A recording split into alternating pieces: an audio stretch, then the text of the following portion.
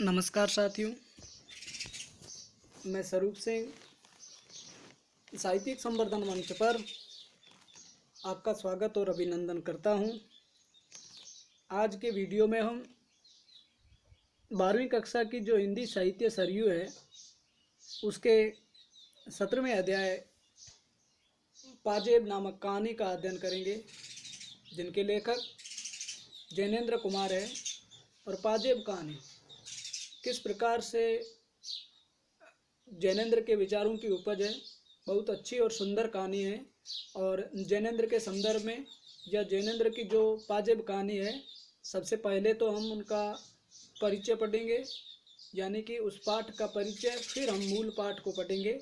तो यदि आप इस साहित्यिक संवर्धन मंच नामक चैनल पर यदि पहली बार जुड़ रहे हैं तो चैनल को सब्सक्राइब कर बेल आइकन दबा दें, ताकि आपको हर समय मिलने वाला नोटिफिकेशन आपको भी मिले।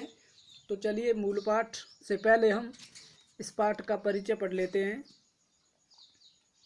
पहली जो पंक्ति है वो काफ़ी महत्वपूर्ण है कि पाजेब बाल मनोविज्ञान पर आधारित सजीव, रोचक, सशक्त और मार्मिक कहानी है। ओके, आगे देखिए। इस कहानी में मुन्नी की पाजेब खो जाती है और मुन्नी एक पात्र है इस कहानी का। इस पर उसके भाई आशुतोष को अपराधी समझा जाता है। वह अबोध अवस्था होने के कारण अपनी स्थिति स्पष्ट नहीं कर पाता, यानी कि एक छोटा बच्चा मासूम है और ये क्लेरिफाई नहीं कर पाता, यह स्पष्ट नहीं कर पाता कि मैंने पाजेब ली है कि नहीं है।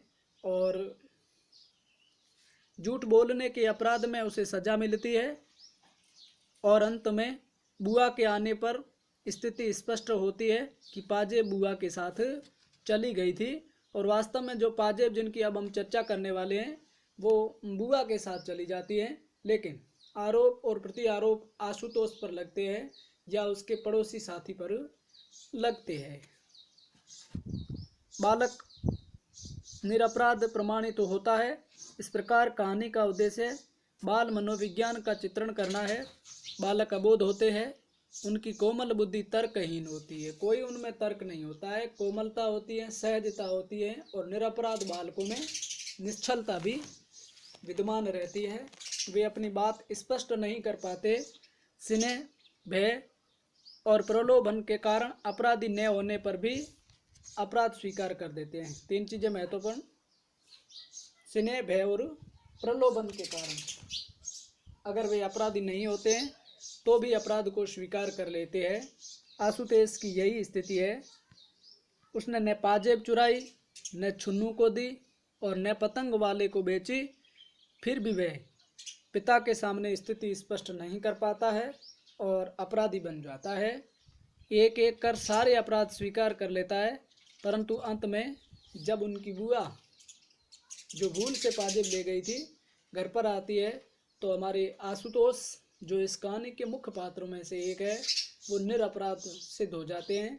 तो देखिए, ये जो पाजेब नामक बाल मनोविज्ञान का चित्रण करने वाली कहानी है बहुत ही सरल है, रोचक है और सूक्ष्म चित्रांकन किया गया है, जैसा कि हमने पाठ परिचय में देखा।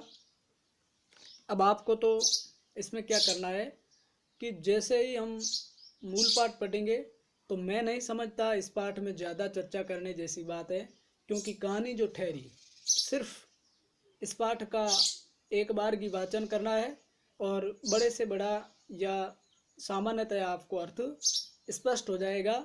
ज़्यादा इसमें जटिलता है नहीं। तो चलिए मूल पाठ में। बाजार में एक नई तरह की पाजेब चली है, पैरों में पड़कर वे बड़ी अच्छी मालूम होती है। उनकी कड़ियाँ आपस में लचक के साथ जुड़ी रहती है कि पाजेब का मानो निज का आकार कुछ नहीं है, जिस पाँव में पड़े उसी से अनुकूल ही रहती है। पास पड़ोस में तो सब नन्ही बड़ी के पैरों में आप वही पाजेब देख लीजिए। एक ने पहनी तो दूसरी ने भी पहनी। देखा देखी में इस तरह उनका न पहनना मुश्किल हो गया है।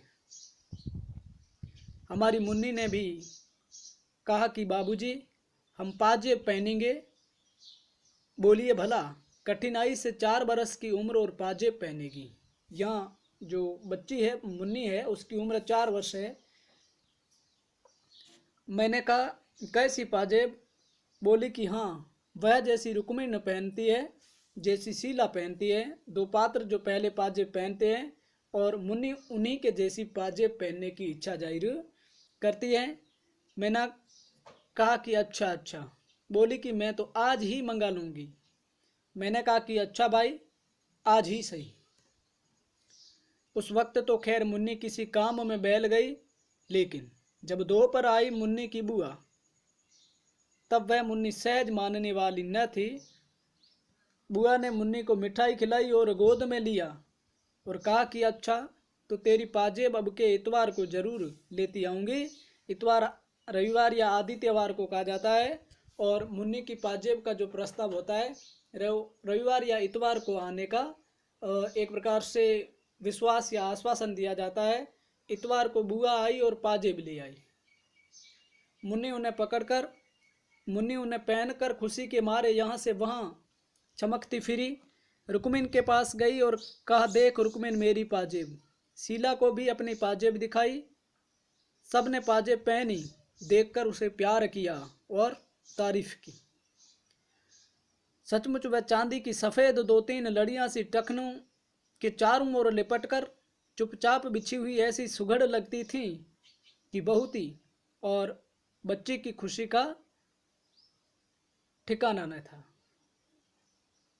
और हमारे महाशय आशुतोष, जो कि मुन्नी के बड़े भाई थे, पहले तो मुन्नी को सजी बड़ी देखकर बड़े खुश हुए। वे हाथ पकड़कर अपनी बढ़िया मुन्नी को पाजेब सहित दिखाने के लिए आसपास ले गए। मुन्नी की पाजेब का गौरव उन्हें भी अपना मालूम हो रहा था।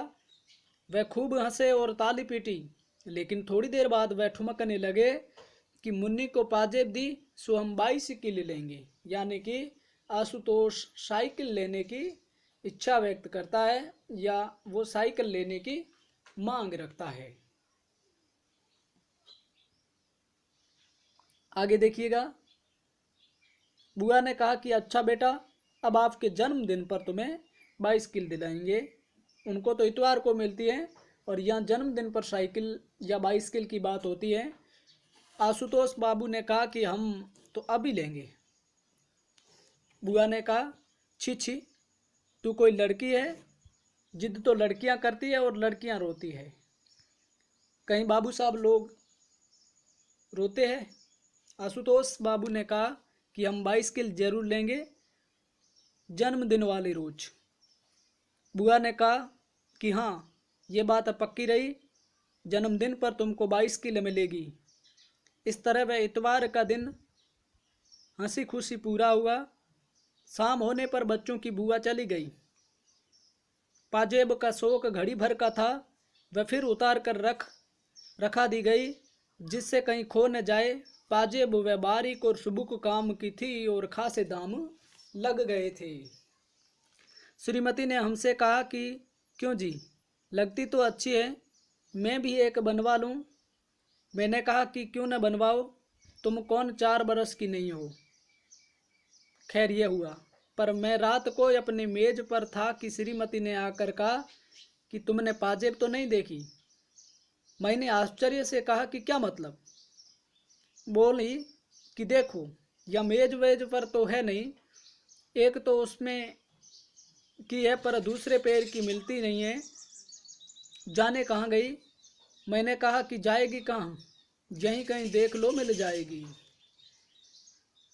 उन्होंने मेरी मेज के कागज उठाने धरने शुरू किए और अलमारी की किताबें टटोल डालने की भी, या किताबों को टटोलने का मंसूबा भी दिखवाया। मैंने कहा कि ये क्या कर रही हो, यहाँ वह कहाँ से आई? जवाब में वह मुझे पूछने लगी कि फिर कहाँ है। मैंने कहा कि तुमने ही तो रखी होगी, कहाँ रखी थी? बतलाने लगी कि मैंने दोपहर के बाद कोई 2 बजे उतार कर दोनों अच्छी तरह संभाल कर उस नीचे वाले बक्स में रखी थी। अब देखा तो एक है, दूसरी गायब है। मैंने कहा कि चलकर वह इस कमरे में कैसे आ जाएगी, भूल हो गई होगी, एक रखी होगी, एक वहीं कहीं फर्श पर छूट गई होगी, देखो मिल जाएगी, कहीं जा तो नहीं सकती। इस पर श्रीमती का सुनी करने लगी, तुम तो ऐसे ही हो, खुद लापरवाह हो, दोष उल्टे मुझे देते हो। कह तो रही हूँ कि मैंने दोनों संभाल कर रखी थी। यानी कि पाजेब खोने का जो वृतांत है वो शुरू हो गया। मैंने कहा कि संभाल कर रखी तो फिर यहाँ वहाँ क्यों देख रही हो, जहाँ रखी थी वहाँ से ले लो, वहाँ नहीं है तो फिर किसी ने निकाली ही होगी। श्रीमती बोली कि मेरा भी यह ख्याल हो रहा है, हो न हो बंसी नौकर ने निकाली है, मैंने रखी तब वह वहाँ मौजूद था। तो यहाँ जो पहला चोरी का इल्ज़ाम बंसी पर लगता है, जो कि उस घर का साइस या नौकर है। मैंने कहा कि तो उससे पूछा, बोली कि वह तो साफ इनकार करता है। मैंने कहा तो फिर? श्रीमती जोर से बोली कि तो फिर मैं क्या बताऊं, तुम्हें तो किसी बात की फिक्र है ही नहीं, डांट कर कहते क्यों नहीं हो। उस बंसी को बुलाकर, जरूर पाजेब उसी ने ले ली है। मैंने कहा कि अच्छा, तो उसे क्या कहना होगा, ये कहूँ कि ला भाई पाजेब दे दे। श्रीमती झल्ला कर बोली कि हो चुका, बस कुछ तुमसे, तुम्ही ने तो उस नौकर की जात को शहजार बना रखा है, सहजोर बना रखा है, मजबूत बना रखा है। डांट न फटकार नौकर ऐसे सिर चढ़ेगा तो क्या होगा, नौकर ऐसे सिर न चढ़ेगा तो क्या होगा। कहने का आशय कि इस प्रकार से अगर आपने उनको प्रोटेक्शन दिया है, इसलिए नौकर झूठ बोलता है और चोरी भी कर सकता है। मैंने पूछा कि तो तुम्हारा क्या ख्याल है। बोली कि कह तो रही हूँ कि किसी ने उसे बक्स में से निकाला ही है, और 16 में 15 आने ये बंसी है, सुनते हो न, वही है। यानी कि हमारे लेखक की पत्नी का इल्ज़ाम जो है वो बंसी नामक नौकर पर है। अब आप आगे चलें।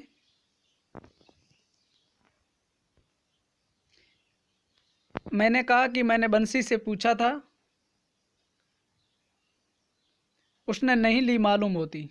इस पर श्रीमती ने कहा कि तुम नौकरों को नहीं जानते, वे बड़े छंटे होते हैं, जरूर बंसी ही चोर है, नहीं तो क्या फरिश्ते लेने आते।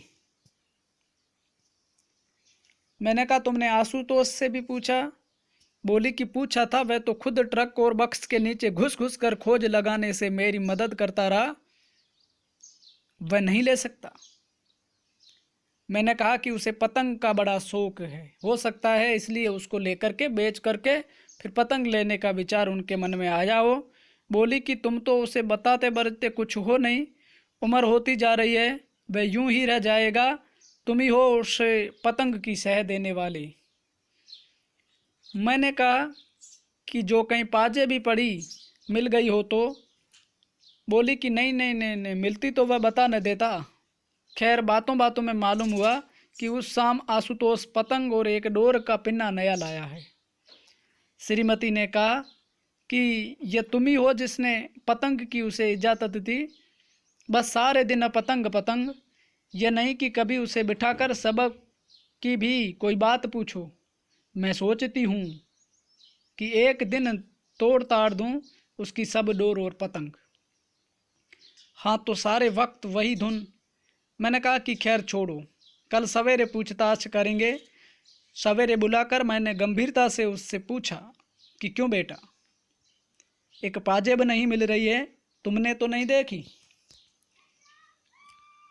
वह गुम हो गया, जैसे नाराज हो। उसने सिर हिलाया कि उसने नहीं ली, पर मुंह नहीं खोला। मैंने कहा कि देखो बेटे, ली हो तो कोई बात नहीं, सच कह देना चाहिए, यानी कि मुकरना नहीं चाहिए। उसका मुंह और अभी फूल गया और वह गुमसुम बैठा रहा। मेरे मन में उस समय तरह तरह के सिद्धांत आए। मैंने स्थिर किया कि अपराध के प्रति करुणा होनी ही चाहिए। रोष का अधिकार नहीं है। प्रेम से अपराध वृत्ति को जीता जा सकता है, आतंक से उसे दबाना ठीक नहीं। बालक का स्वभाव कोमल होता है और सदा ही उसे स्नेह से व्यवहार करना चाहिए और प्रेम के बल पर उसके अपराध का पर्दा खोला जा सकता है, ऐसा हमारे लेखक का विश्वास है। मैंने कहा कि बेटा आशुतोष, तुम घबराओ नहीं, सच कहने में घबराना नहीं चाहिए। ली हो तो खुलकर कह दो बेटा। हम कोई सच कहने की सज़ा थोड़ी ही दे सकते हैं, बल्कि सच बोलने पर तो इनाम मिला करता है। आशुतोष सब सुनता हुआ बैठा रहा। उसका मुंह सूजा था, वह सामने मेरी आंखों में नहीं देख रहा था। रह रह कर उसके माथे पर बल पड़ते थे। क्यों बेटे, तुमने ली तो नहीं? उसने सिर हिलाकर क्रोध से अस्थिर और तेज आवाज में कहा कि मैंने नहीं ली, नहीं ली, नहीं ली। यह कहकर वह रोने को हो आया, पर रोया नहीं, आंखों में आंसू रोक लिए। उस वक्त मुझे प्रतीत हुआ उग्रता दोष का लक्षण है। ये एक बड़ी पंक्ति है। मैंने कहा कि बेटा डरो नहीं, अच्छा जाओ ढूंढो, शायद कहीं पड़ी हुई वह पाजेब मिल जाए, मिल जाएगी तो हम तुम्हें इनाम देंगे। वह चला गया और दूसरे कमरे जाकर पहले तो एक कोने में खड़ा हो गया। कुछ देर चुपचाप खड़े होकर वह फिर यहाँ वहाँ पाजेब की तलाश में लग गया। श्रीमती आकर बोली कि आंसू से तुमने पूछताछ लिया, क्या ख्याल है? मैंने कहा कि संदेह तो मुझे होता है, नौकर का काम तो यह है नहीं। श्रीमती ने कहा कि नहीं जी, आंसू भला क्यों लेगा? मैंने कुछ बोला नहीं। मेरा मन न जाने कैसा गंभीर प्रेम के भाव से आशुतोष के प्रति अमड़ रहा था। मुझे मालूम होता था कि ठीक इस समय आशुतोष को हमें अपनी सहानुभूति से वंचित नहीं रखना चाहिए, बल्कि कुछ अतिरिक्त स्नेह इस समय बालक को मिलना चाहिए। मुझे यह भी एक भारी दुर्घटना मालूम होती थी। मालूम होता था कि अगर आशुतोष ने चोरी की है तो उसका इतना दोष नहीं है, बल्कि ये हमारे ऊपर बड़ा भारी इल्ज़ाम है। बच्चे में चोरी की आदत भयावह हो सकती है, लेकिन बच्चे के लिए वैसी लाचारी उपस्थित हो आई है, ये और भी कहीं भयावह है। ये हमारी आलोचना है, हम उस चोरी से बरी नहीं हो सकते। मैंने बुलाकर कहा, अच्छा सुनो, देखो मेरी तरफ देखो, ये बताओ कि पाजेब जो है वो तूने छुन्नू को दी है ना? छुन्नू जो कि पड़ोसी है और उसका बाल सखा है। वह कुछ देर नहीं बोला, उसके चेहरे पर रंग आया और गया। मैं एक एक छाया ताड़ना चाहता था। मैंने आश्वासन देते हुए कहा कि कोई बात नहीं, हाँ हाँ बोलो, डरो नहीं, ठीक बताओ बेटे, कैसा हमारा सच्चा बेटा है। मानो बड़ी कठिनता के बाद उसने अपना सिर हिलाया और नए अपराधी होने के बावजूद भी सहमति के लिए सिर हिलाना, ये एक बालक का प्रेम या अतिरिक्त स्नेह की वजह से हो गया। मैंने बहुत खुश होकर कहा कि दी है ना छुन्नू को? उसने सिर हिला दिया। अत्यंत सांत्वना के स्वर में स्नेहपूर्वक मैंने कहा कि मुंह से बोलो, छुन्नू को दी है? उसने कहा हाँ। मैंने अत्यंत हर्ष के साथ दोनों बाहों में लेकर उसे उठा लिया। कहा कि ऐसे ही बोल दिया करते हैं अच्छे लड़के, आंसू हमारा राजा बेटा है। गर्व के भाव से गोद में लिए लिए मैं उसकी माँ की तरफ गया। उल्लासपूर्वक बोला कि देखो, हमारे बेटे ने सच कबूल लिया है, पाजेब उसने छुन्नू को दी है। सुनकर माँ उसकी खुश हो गई। उन्होंने उसे चूमा, बहुत शाबाशी दी और बलैया लेने लगी। आशुतोष भी मुस्करा आया, अगरचे एक उदासी भी उसके चेहरे से दूर नहीं हुई थी। उसके बाद अलग ले जाकर मैंने उससे बड़े प्रेम से पूछा कि पाजेब छुन्नू के पास है न, जाओ मांग ला सकते हो उससे। आशुतोष मेरी ओर देखता हुआ बैठा रह गया। मैंने कहा कि जाओ बेटे, ले आओ। उसने जवाब में मुंह नहीं खोला। मैंने आग्रह किया तो वह बोला कि छुन्नू के पास नहीं हुई तो वह कहाँ से देगा। मैंने कहा कि तो जिसको उसने दी होगी उसका नाम बता देगा। सुनकर वह चुप हो गया। मेरे बार बार कहने पर वह यही कहता रहा कि पाजेब छुन्नू के पास न हुई तो वह देगा कहाँ से। अंत में हार कर मैंने कहा कि वह कहीं तो होगी। अच्छा, तुमने कहाँ से उठाई थी? पड़ी मिली थी और फिर नीचे जाकर वह तुमने छुन्नू को दिखाई? हाँ। फिर उसी ने कहा कि इसे बेचेंगे? हाँ। कहाँ बेचने को कहा? कहा मिठाई लाएंगे? नहीं, पतंग लाएंगे। अच्छा, पतंग को कहा? हाँ। तो उसी के पास होनी चाहिए ना, या पतंग वाले के पास होगी? होगी। जाओ बेटा, उससे ले आओ, कहना हमारे बाबूजी तुम्हें इनाम देंगे। यानी कि बच्चे को बहला करके फुसला करके ये छुन्नू की जो पाजेब है या उसको लेने का जो प्रयास किया जाता है, बाल कल्पना या बच्चों की सी जो किस प्रकार से स्नेह के कारण सच्चाई को छुपा करके और झूठ बोलने की प्रवृत्ति देखने को मिलती है। वह जाना नहीं चाहता था। उसने फिर कहा कि छुन्नू के पास नहीं होगी तो कहाँ से देगा। मुझे उसकी जिद बुरी मालूम हुई। मैंने कहा कि तो कहीं तुमने उसे गाड़ दिया है? क्या किया है? बोलते क्यों नहीं? वह मेरी ओर देखता रहा और कुछ नहीं बोला। मैंने कहा कि कुछ कहते क्यों नहीं?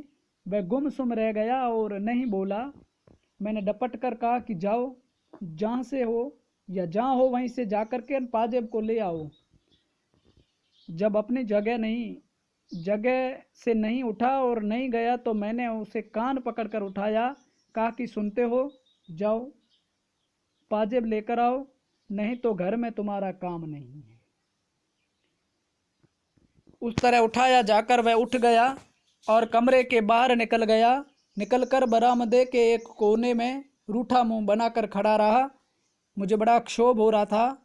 यह लड़का सच बोलकर अब किस बात से घबरा रहा है, ये मैं कुछ समझ न सका। मैंने बाहर आकर जरा धीरे से कहा कि जाओ भाई, जाकर छुन्नू से कहते क्यों नहीं हो। पहले तो उसने कोई जवाब नहीं दिया और जब जवाब दिया तो बार बार कहने लगा कि छुन्नू के पास नहीं हुई तो कहाँ से देगा। मैंने कहा कि जितने में उसने बेची होगी वह दाम दे देंगे, समझे नहीं? जाओ, तुम कहो तो। छुन्नू की माँ ने कहा कि उनका लड़का ऐसा काम नहीं कर सकता, उसने पाजेब नहीं देखी। अब देखिए, कहानी या एक प्रकार से नया ट्विस्ट आता है जब छुन्नू की माँ आकर के अपने बच्चे की तसल्ली या दिलासा देती है,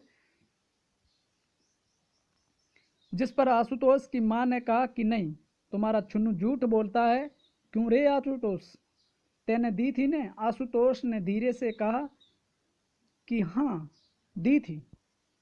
दूसरी ओर छुन्नू बढ़कर आया और हाथ फटकार कर बोला कि मुझे नहीं दी। क्यों रे, मुझे कब दी थी? आशुतोष ने जिद बांध कर कहा कि दी तो थी, कह दो नहीं दी थी। नतीजा यह हुआ कि छुन्नू की माँ ने छुन्नू को खूब पीटा और खुद भी रोने लगी। कहती जाति की हाय रे, अब हम चोर हो गए, ये कुल अच्छी नहीं औलाद जाने कब मिटेगी। बात दूर तक फैल चली। पड़ोस की स्त्रियों में पवन पड़ने लगी और श्रीमती ने घर लौट कर कहा कि छुन्नू और उसकी माँ दोनों एक से है। मैंने कहा कि तुमने तेजा तेजी क्यों कर डाली? ऐसी कोई बात भला कभी सुलझती है? बोली कि हाँ, मैं तेज बोलती हूँ। अब जाओ ना, तुम्हें उनके पास से पाजेब निकल कर लाते क्यों नहीं? तब जानूँ, अब पाजेब निकलवा दो। मैंने कहा कि पाजेब से बढ़कर शांति है और अशांति से तो पाजेब मिल नहीं जाएगी। ये महत्वपूर्ण पंक्ति है कि पाजेब से बढ़ कर के शांति को दिखाया गया है। इतना कोई आभूषण या कोई पाजेब नामक पदार्थ जो महत्वपूर्ण नहीं है, शांति सबसे महत्वपूर्ण है। श्रीमती बुदबुदाती हुई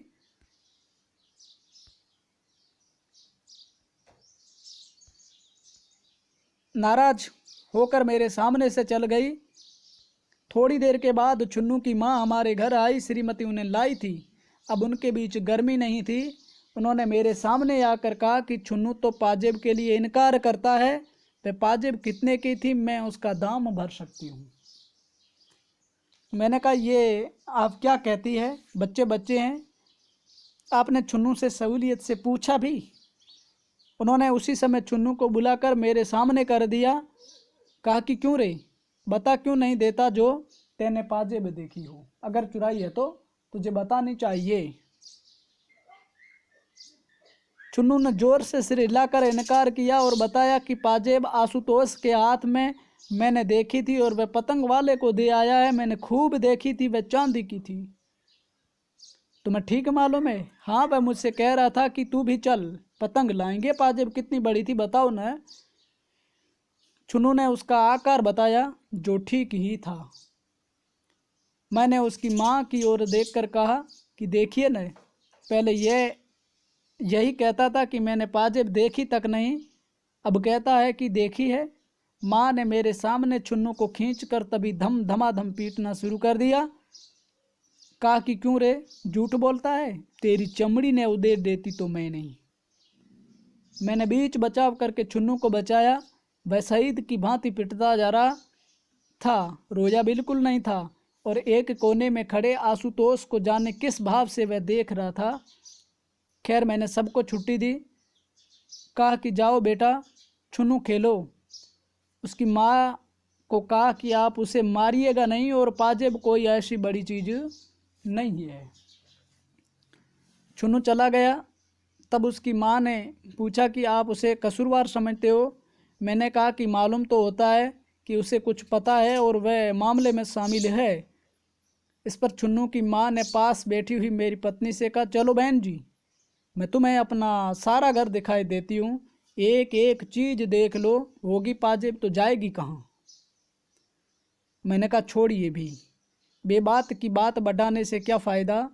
सो ज्यों ज्यों मैंने उन्हें दिलासा दी, नहीं तो वह चुन्नू को पीट पीट कर हाल बेहाल कर डालने का प्रण ही उठाए ले रही थी। कुलछने, आज तुझे धरती में नहीं गाड़ दिया तो मेरा नाम नहीं। खैर, जिस तिस भांति बखेड़ा टाला। मैं इस झंझट में दफ्तर भी समय पर नहीं जा सका। जाते वक्त श्रीमती को कह गया कि देखा, आशुतोष को धमकाना मत, प्यार से सारी बातें पूछना, धमकाने से बच्चे बिगड़ जाते और हाथ कुछ नहीं आता, समझी ना।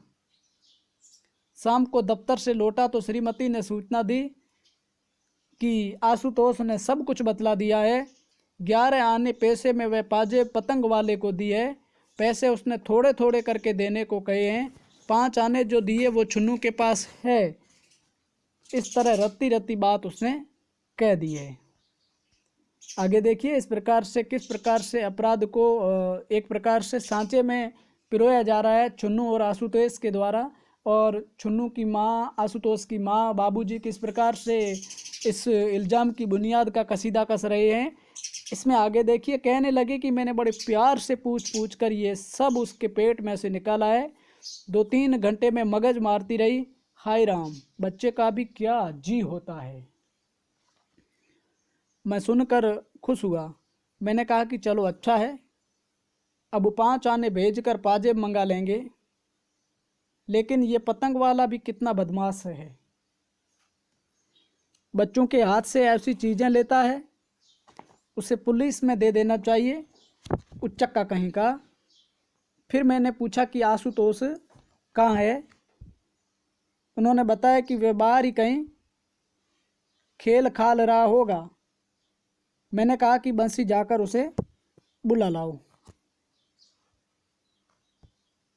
आगे देखिए, बंसी गया और उसने आकर कहा कि वे अभी आते हैं। क्या कर रहा है? चुन्नू के साथ गिल्ली डंडा खेल रहे हैं।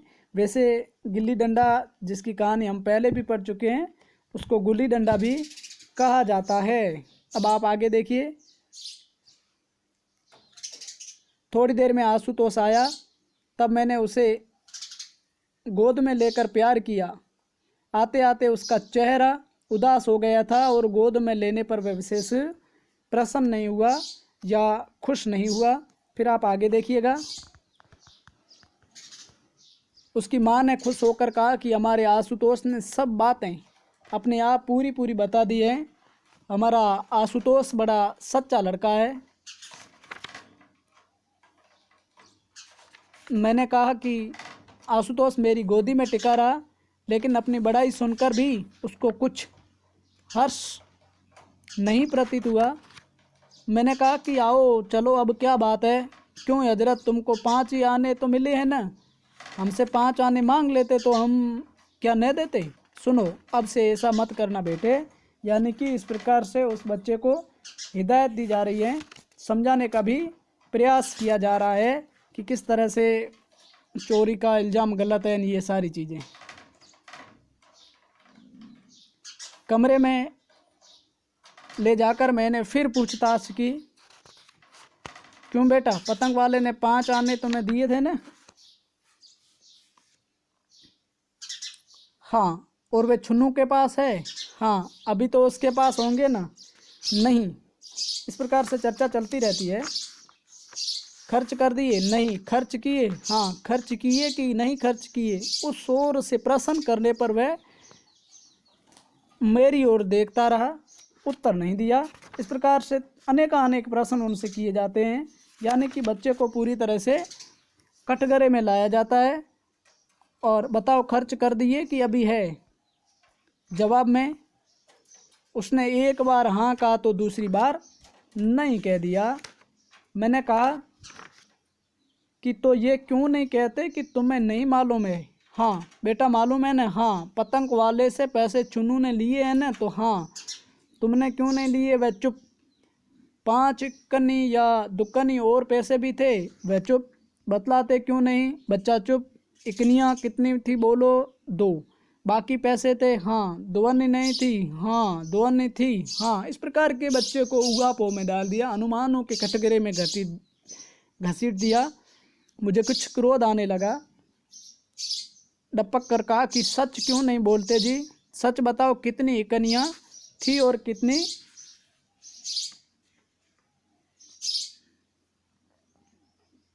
हाँ आगे देखिए, कितनी इकनियाँ थी और कितना क्या था? वह गुमसुम खड़ा रहा, कुछ नहीं बोला। बोलते क्यों नहीं? वह नहीं बोला। सुनते हो? बोलो नहीं तो। आशुतोष डर गया और कुछ नहीं बोला। सुनते नहीं मैं क्या कह रहा हूँ? इस बार भी वह नहीं बोला तो मैंने पकड़कर उसके कान खींच लिए। वह बिना आंसू लिए गुमसुम खड़ा रहा, यानी कि बोला बिल्कुल भी नहीं, वो चुपचाप खड़ा रहता है। अब भी नहीं बोलोगे? वह डर के मारे पीला हो गया, लेकिन बोल नहीं सका। मैंने जोर से बुलाया, बंसी यहाँ हो, इसको ले जाकर कोठरी में बंद कर दो। बंसी नौकर उसे उठाकर ले गया और कोठरी में मूंद दिया। 10 मिनट बाद मैंने फिर उसे बुलाया। उसका मुंह सूजा हुआ था, बिना कुछ बोले उसके ओंठ हिल रहे थे। कोठरी में बंद होकर भी वह रोया नहीं। मैंने कहा, क्यों रे, अब तो अकल आई? वह सुनता हुआ गुमसुम खड़ा रहा। अच्छा, पतंग वाला कौन सा है? दाईं तरफ का, वह चौराहे वाला? उसने कुछ होठों में ही बड़बड़ा दिया, जिसे मैं कुछ न समझ सका। वह चौराहे वाला? बोलो। हाँ। देखो अपने चाचा के साथ ले जाओ, बता देना कि कौन सा है, फिर उसे स्वयं भुगत लेंगे, समझते हो ना? यह कहकर मैंने अपने भाई को बुलाया। यह बात समझा कर कहा, देखो 5 आने के पैसे ले जाओ, पहले तुम दूर रहना। आशुतोष पैसे ले जाकर उसे दे देगा और अपनी पाजेब मांगेगा। अव्वल तो यह है कि वह पाजेब लौटा ही देगा, नहीं तो उसे डांटना और कहना कि तुझे पुलिस को सुपुर्द कर दूंगा। बच्चों से माल ठगता है, समझे? नरमी की ज़रूरत नहीं है। और आशुतोष, अब जाओ, अपने चाचा के साथ जाओ। वह अपनी जगह पर खड़ा था, सुनकर भी टस से मस होता दिखाई नहीं दिया। नहीं जाओगे? उसने सिर हिला दिया कि नहीं जाऊंगा। मैंने तब उसे समझा कर कहा कि भैया, घर की चीज़ है, दाम लगे है, भला 5 आनों में रुपयों का माल किसी के हाथ खो देंगे? जाओ चाचा के संग जाओ, तुम्हें कुछ नहीं कहना होगा। हाँ, पैसे दे देना और अपनी चीज़ वापस लेना। दे दे, नहीं तो नहीं दे तो नहीं दे, तुम्हारा इससे सरोकार नहीं। सच है ना बेटे? अब जाओ। यानी कि वो पैसे दे कि नहीं दे, उससे आपका कोई आशय नहीं, बस आपको तो बता देना है कि अमुक व्यक्ति या अमुक पतंग वाला है, जिसने मेरे से पाजेब ली और बदले में पतंग दिया या जो भी कुछ दिया, पर वह जाने को तैयार नहीं दिखा। मुझे उस लड़के की गुस्ताखी पर बड़ा बुरा मालूम हुआ। बोलो इसमें बात क्या है, इसमें मुश्किल कहाँ है? समझा कर बात कर रही हैं, सो समझता ही नहीं, सुनता ही नहीं। मैंने कहा कि क्यों रे, नहीं जाएगा? उसने फिर से सिर हिला दिया कि नहीं जाऊंगा। मैंने प्रकाश अपने छोटे भाई को बुलाया। पात्र है प्रकाश, जो उनका छोटा भाई है। वो प्रत्यक्ष रूप से तो इसका पात्र नहीं है, मूक होकर के भी इसमें अपनी भूमिका अदा करता है। कहा प्रकाश इसे पकड़ कर ले जाओ। प्रकाश ने उसे पकड़ा और आशुतोष अपने हाथ पैरों से उसका प्रतिकार करने लगा। वह साथ जाना नहीं चाहता था। मैंने अपने ऊपर बहुत सब्र करके फिर आशुतोष को पुचकारा। कहा कि जाओ भाई, डरो नहीं, अपनी चीज़ घर में आएगी। इतनी सी बात समझते नहीं। प्रकाश इसे गोदी में ले जाओ और जो चीज़ मांगे इसे बाजार से दिलवा देना। जाओ भाई आशुतोष। पर उसका मुंह फूला हुआ था। जैसे तैसे बहुत समझाने पर वह प्रकाश के साथ चला। ऐसे चला मानो पैर उठाना उसे भारी हो रहा था। 8 बरस का लड़का होने आया, फिर भी देखो न, किसी भी बात की उसे समझ नहीं है। मुझे जो गुस्सा आया तो क्या बतलाऊं, लेकिन ये याद करके कि गुस्से से बच्चे संभलने की जगह बिगड़ते हैं, मैं अपने को दबाता चला गया। खैर वह गया तो मैंने चैन की सांस ली। लेकिन देखता क्या हूँ कि कुछ देर में प्रकाश लौट आया। मैंने पूछा क्यों? बोला कि आशुतोष भाग गया है। मैंने कहा कि अब वह कहाँ है? वह रूठा खड़ा है, घर में नहीं आता। जाओ पकड़ कर तो लाओ। वह पकड़ा हुआ आया। मैंने कहा क्यों रे, तू शरारत से बाज नहीं आएगा? बोल, जाएगा कि नहीं? वह नहीं बोला तो मैंने उसे कस कर उसके 2 चांटे जड़ दिए। थप्पड़ लगते ही वह एकदम चीखा, पर फौरन चुप हो गया। वह वैसे ही मेरे सामने खड़ा रहा। मैंने उसे देखकर मारे गुस्से से कहा कि ले जाओ इसे मेरे सामने से, जाकर कोठरी में बंद कर दो। दुष्ट। इस बार वह आधे 1 घंटे बंद रहा। मुझे ख्याल आया कि मैं ठीक नहीं कर रहा हूँ, लेकिन जैसे कि दूसरा रास्ता नहीं दिखता था। मार पीट कर मन को ठिकाना देने की आदत पड़ गई थी और कुछ अभ्यास न था। खैर मैंने इस बीच प्रकाश को कहा कि तुम दोनों पतंग वाले के पास जाओ, मालूम करना कि पाजेब किसने ली है। होशियारी से मालूम करना, मालूम होने पर शक्ति करना, मुरब्बत की ज़रूरत नहीं, समझे। प्रकाश गया, पर लौटने पर बताया कि किसी के पास पाजेब नहीं है। सुनकर मैं झल्ला गया। कहा कि तुमसे कुछ काम नहीं हो सकता, जरा सी बात नहीं हुई, तुमसे क्या उम्मीद रखी जाए। वह अपनी सफाई देने लगा। मैंने कहा बस तुम जाओ। प्रकाश मेरा बहुत लिहाज मानता था। वह मुंह डाल कर चला गया। कोठरी खुलवाने पर आशुतोष को फर्श पर सोते हुए पाया। उसके चेहरे पर अब भी आंसू नहीं थे। सच पूछो तो मुझे उस समय बालक पर करुणा आई, दया उमड़ करके आई। और लेकिन आदमी ने एक ही साथ जाने क्या क्या विरोधी भाव उठते हैं। मैंने उसे जगाया। वह हड़बड़ा कर उठा। मैंने कहा कहो क्या हालत है? थोड़ी देर तक वह समझा ही नहीं। फिर शायद पिछला सिलसिला याद आया। झट उसके चेहरे पर वही जिद, अकड़ और प्रतिरोध के भाव दिखाई देने लगे। मैंने कहा कि या तो राजी राजी चले जाओ, नहीं तो इसे कोठरी में बंद कर दिए जाएंगे। आशुतोष पर इसका विशेष प्रभाव पड़ा हो ऐसा नहीं मालूम हुआ। खैर उसे पकड़ कर लाया और समझाने लगा।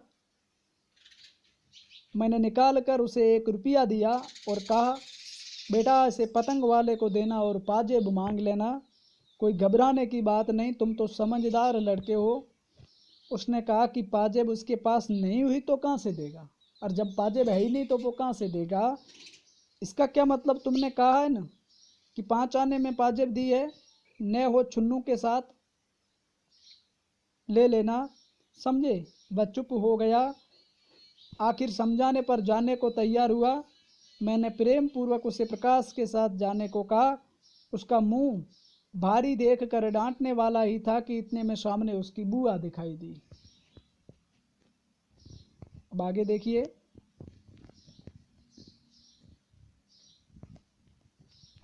मिस्टेक हो गया, थोड़ा पेज ऊपर चला गया, वापिस अपन देख लेते हैं।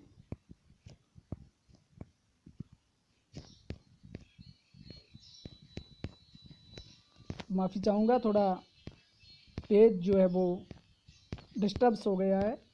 वापिस अपन वहीं आते हैं, पाजेब के संदर्भ में पढ़ रहे थे।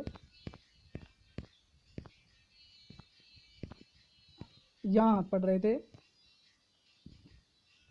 जब उनकी बुआ आती है, बुआ ने आशुतोष के सिर पर हाथ रख कर पूछा कि कहाँ जा रहे हो? मैं तो तुम्हारे लिए केले और मिठाई लाई हूँ। आशुतोष का चेहरा रूठा ही रहा। मैंने बुआ से कहा कि उसे रोको मत, जाने दो। आशुतोष रुकने को उद्यत था, वह चलने में आनाकानी दिखाने लगा। बुआ ने पूछा क्या बात है? मैंने कहा कोई बात नहीं, जाने दो ना उसे। पर आशुतोष मचलने पर आ गया था। मैंने डांट कर कहा प्रकाश, इसे ले क्यों नहीं जाते हो? बुआ ने कहा कि बात क्या है? क्या बात है? मैंने पुकारा, बंसी तू भी साथ जा। बीच से लौटने न पावे, सो मेरे आदेश पर दोनों आशुतोष को ज़बरदस्ती उठाकर सामने से ले गए। बुआ ने कहा क्यों उसे सता रहे हो? मैंने कहा कि कुछ नहीं, जरा यूं ही। फिर मैं इनके साथ इधर उधर की बातें ले बैठा। राजनीति राष्ट्र की ही नहीं होती, मोहल्ले में राजनीति होती है, यह भार स्त्रियों पर टिकता है। कहाँ क्या हुआ, क्या होना चाहिए इत्यादि चर्चा स्त्रियों को लेकर रंग फैलाती है। इसी प्रकार की कुछ बातें हुई। फिर छोटा सा बक्सा सरका कर बोली, इसमें वे कागज़ है जो तुमने मांगे थे और यहाँ। यह कहकर उन्होंने अपनी बास्केट की जेब से हाथ डालकर पाजेब निकाल कर सामने की, जैसे सामने बिच्छू हो। मैं भयभीत भाव से कह उठा कि ये क्या? बोली कि उस रोज़ भूल से ये पाजेब मेरे साथ चली गई थी। तो साथियों, कहानी बहुत बड़ी थी, इसमें ज़्यादा जटिलता मुझे नहीं दिखी, तो जैसी थी वैसा हमने वाचन कर लिया। पाजेब जो बच्चों के चित्रण के ऊपर किस प्रकार से बच्चे ज़्यादा स्नेह देने से अपराधी न होने के बावजूद भी या निरपराध होने के बावजूद भी अपने अपराध को स्वीकार करते हैं, तो बाल मनोविज्ञान का एक सजीव चित्रण इस कहानी में देखने को मिला, जिनके लेखक जैनेन्द्र कुमार है। यदि आप चैनल पर या वीडियो को पूरा सुन पा रहे हैं तो आपको बहुत बहुत बधाई। पहली बार जुड़ रहे हैं तो हम पहले भी इस चीज़ को आगाह कर चुके हैं कि चैनल को सब्सक्राइब कर बेल आइकन को दबा दें ताकि आपको लगातार सूचना मिलती रहे। चलिए फिर मिलते हैं आगे एक नए वीडियो के साथ। तब तक सभी को जय हिंद, वंदे मातरम।